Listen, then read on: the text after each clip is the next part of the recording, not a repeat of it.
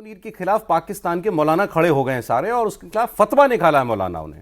और वो उसी लियारी टाउन में जहां वो हमारी फिल्म धुरंधर जिसके ऊपर बनी ना, वहीं ये सारे इस्लामाबाद में वो सारे मौलाना जो हैं पाकिस्तान के बड़े बड़े मौलाना, उन्होंने वहां पर एक कॉन्फ्रेंस की और वहां से फतवा निकाला कि ये आसिम मुनीर जो कर रहा है ये अन इस्लामिक है, गैर इस्लामी है। ये वहां पर साफ साफ कहा गया। तो वो ऐसे क्या काम कर रहा है उसकी बात मैं आपको बताऊंगा। लेकिन सर, किसी ने कहा आसिम मुनीर आजकल बड़ा उड़ रहा है, कभी इस देश कभी उस देश, कभी लीबिया, कभी सऊदी अरेबिया, कभी जॉर्डन, कभी कहीं। तो मुझे याद आया सर, तो एक्सपर्ट्स हैं इसी बात के, वो बताएंगे। एक जनरल और उड़ा था एक बार, 17 अगस्त 1988 भावलपुर से एक जहाज उड़ा C-130B, उसके अंदर बैठा हुआ था एक जनरल, और वो फिर हवा में एक ऊंचाई तक गया और फिर नीचे आके क्रैश कर गया। उसमें था जनरल जियाउल हक, जो 10 साल तक लॉन्गेस्ट सर्विंग आर्मी चीफ और प्रेसिडेंट एक साथ, जियाउल हक। और वो उस प्लेन क्रैश में मारा गया। कोई कहता है उसके अंदर आम की पेटियां रखी हुई थी जिसमें बम रखा था, कोई कहता है जहरीली गैस किसी तरीके से कॉकपिट के अंदर डाल दी गई, पायलट्स बेहोश हो गए क्योंकि मेडे भी नहीं हो पाया था और वो क्रैश हो गया। तो उड़ने वालों का तो कब क्या हो जाए कोई कह नहीं सकता। मैं नहीं कह रहा कि इनके साथ होगा, हू नोज। तो ये है सर कहानी। लेकिन आसिम मुनीर के खिलाफ पाकिस्तान में फतवे जारी होना, ये क्या बताता है? देखिए, उससे पहले एक छोटा सा मजाक चलता है जो अक्सर बच्चे और थोड़ा बड़े भी बोलते हैं कि एक दिन हवाई जहाज ने पूछा कि भाई, रॉकेट से पूछा कि इतना तेज़ कैसे उड़ते हो, वही टेक्नोलॉजी हमारी भी है। उसने कहा जिसकी पूंछ में आग लगी उसको पता होता है क्यों उड़ रहा है। तो आसिम मुनीर की पूंछ में आग लगी हुई है। भाई, आप आए कैसे? आपने इस्लाम का सहारा लिया, तो शेर की सवारी आपने कर ली। अब शेर जो है दौड़ रहा है तो अब जो फतवा जारी हो रहा है, आप जिसको आपने बेसिस बनाया, आधार बनाया अपनी सत्ता का, एक तरह से, मतलब इन शब्दों में नहीं कहा, लेकिन इस्लामी राज्य हम नहीं, वो पूरी तरीके से वही करता हो। हाँ। तो कहा शुरुआत इससे की कि जो है हिंदू मुसलमान एक साथ नहीं रह सकते, तो इसका मतलब हम इस्लाम के रास्ते पर चलेंगे। तो ये मौलवी कह रहे हैं कि तुम तो इस्लाम के रास्ते पर चल ही नहीं रहे हो, उसका उल्टा चल रहे हो। बिल्कुल। तो इस्लाम भी नहीं है, आपके यहाँ डेमोक्रेसी है नहीं, आप निर्भर हैं आर्थिक रूप से दुनिया के टुकड़ों पर कि कहाँ से भीख मिल जाए, कब मिल जाए, कैसे मिल जाए। अब तो भीख मांगना भी बंद कर दिया, कह रहे हैं कि दे के भूल जाओ ये मत समझो कि कर्जा दे रहे हैं। क्या होता है? हाँ, लोन क्या होता है। तो इस हालत में आपकी जो उड़ान है, मतलब जो सोच रहे हैं आप कि क्या कर लेंगे, भारत पर कब्जा कर लेंगे, अफगानिस्तान को हरा, अफगानिस्तान से खामखा आपने जो है मोर्चा खोल लिया। मैं वही बता देता हूँ सर, वो फतवा ही जारी इसलिए हुआ है कि ठीक आपने कहा कि तुम तो यहाँ, इमरान खान कहता था ना रियासत मदीना बनाने के लिए हम आए हैं, ये कुछ और बनाना चाहते हैं इस्लाम के नाम पे ही। तो पहले तो तुमसे बड़े जो इस्लामी हैं, तुमसे बड़े कट्टर तालिबान, उनके साथ तुमने जंग शुरू की। तो एक तो वहां उस बात को लेकर बहुत गुस्सा है। दूसरा, जो तुम गाजा के अंदर फौज भेज रहे हो, आज खबर मैं आपको ये दे रहा हूं, आज एक खबर है कि इनकी लगभग फाइनल हो चुकी है बात अमेरिका के साथ कि ये फौज भेजेंगे। अखबार में तो नंबर तक लिखा हुआ था, 3,500 की फौज। और उसमें इनकी शर्त यह है कि लेकिन हम उस फौज के लीडर भी बनेंगे, क्योंकि उसमें और भी देशों की फौजें होंगी, टुकड़ियां होंगी। उसको लीड पाकिस्तान करना चाहता है, अपने हाई रैंकिंग जनरल को उसका हेड बनाना चाहता है, वहां एक हेडक्वार्टर खुलवाना चाहते हैं ये जो उस फोर्स को कमांड करेगा, और वो सब पाकिस्तान खुद करना चाहता है।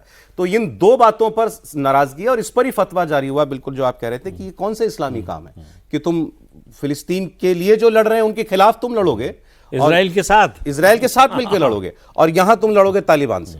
पता है इससे बड़ा कुफ्र क्या होगा? जी। तो ये करके कोई सरवाइव कर सकता है क्या पाकिस्तान में सर? ना, किसी भी हालत में नहीं। जो वो कर रहे हैं वो, मतलब जो अपना अंत थोड़ा उन्होंने फास्ट फॉरवर्ड कर दिया, जल्दी बुला लिया है। थोड़ा लंबे समय तक इसको खींच सकते थे, लेकिन जो प्रेसिडेंट ट्रंप ने उनको लंच पे बुला लिया, उससे उनको लगा कि हमारी कीमत बहुत बड़ी हो गई है और हमारी काबिलियत बहुत ज़्यादा है। ये सिर्फ ट्रंप समझ पा रहे हैं, दुनिया में और कोई समझ नहीं पाया, हमारे देश के लोग भी नहीं समझ पाए। My favourite field marshal. हाँ, तो उसके बाद जो है उन्होंने जो उड़ान भरी, तो उनको क्रैश लैंड तो होना ही है। ठीक, सवाल है कब। दिक्कत क्या है कि ये क्यों आसिम मुनीर का के 2 सेंटेंस पूरे नहीं होते सर, कोई आयत कोट किए बगैर वो बात ही नहीं कर सकता अभी, क्योंकि रिसेंटली 2 और भाषण आए उसके, एक लीबिया में भी दिया था, एक यहीं पे कहीं और दिया, तो वो बात ही नहीं कर सकता, वो बात पे आयतें कोट करता है, तो लगता है बिल्कुल मौलाना। लेकिन प्रॉब्लम कुछ चाहिए, पैसे के लिए ये कुछ भी कर सकते हैं। अब इन्होंने जो शर्तें रखी हुई हैं ये फोर्स भेजने के लिए, उसमें ये है कि गाजा का जो होगा सो होगा, हमारे लिए क्या करोगे? पाकिस्तान में लॉन्ग टर्म इन्वेस्टमेंट, एड का पैकेज, इकोनॉमिक सिक्योरिटी, ये सारी शर्तें इन्होंने को दी हैं कि ये हमें अपने लिए चाहिए।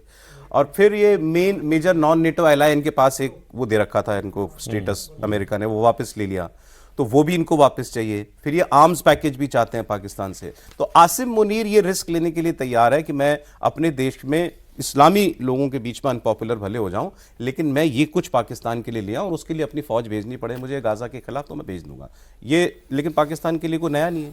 देखिए, पाकिस्तान जो है 3 ए से चलता था, एक अमेरिका, एक अल्लाह और एक आर्मी। अब अमेरिका अल्लाह और आर्मी के बीच में आके खड़ा हो गया और उसने मुनीर को फंसा दिया।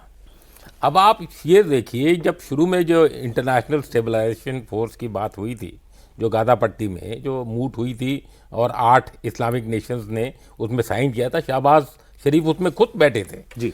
और जैसे ही वो वापस आए तो बैकलैश आया, पाकिस्तान के अंदर विरोध आया कि आप ये कैसे अपने ही मुसलमानों के अगेंस्ट एक स्टेबलाइजेशन फोर्स बनाने जा रहे हैं। लेकिन उसको क्या है, डॉलर का सपना था। मुनीर ने बोला $10,000 पर सोल्जर लूंगा, इजराइल ने क्या बोला, $100 से ज्यादा नहीं दूंगा।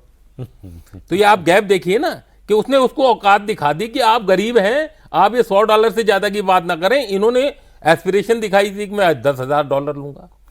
अब आप जब मुनीर को आप देखते हैं तो आप मुनीर को देखिए इस ढंग से कि वो पहला जनरल है। Let's see his plus points first.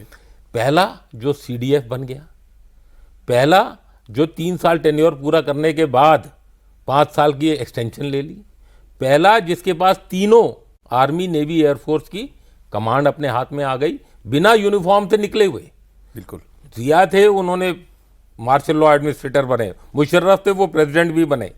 तो उनको सबको अपनी गद्दी या ये जो यूनिफॉर्म थी उसको त्यागना पड़ा, तब वो जाके और उन्होंने एलिवेशन की। ये इसके बिना बन गए। पहले जिनके पास अब पूरा न्यूक्लियर कमांड एक तरह से उनके कंट्रोल में, न्यूक्लियर बटन उनके पास है।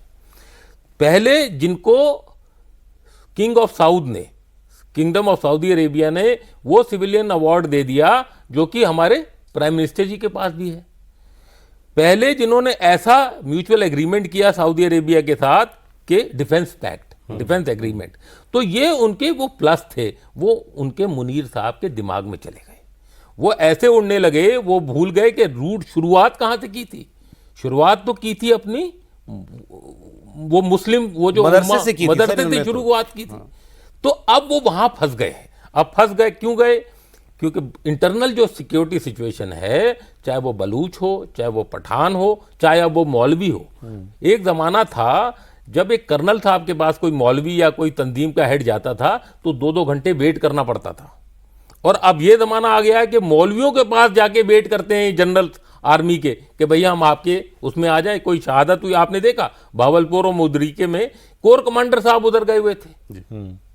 वहां पर जब वो पढ़ा जा रहा था, उनका जनाजा निकल रहा था, तो वो वहां लाइन से खड़े थे। तो आपने देखा कि कैसे मौलवी जो हैं वो आर्मी से सुप्रीम हो गए हैं। और ये मुनीर भूल गया कि मैं बाहर जो हवा घूम रहा हूं, जो मैं ट्रंप के चक्कर में आ रहा हूं, तो मैं उसने अपने ग्राउंड लेवल पे अपनी कब्र खुद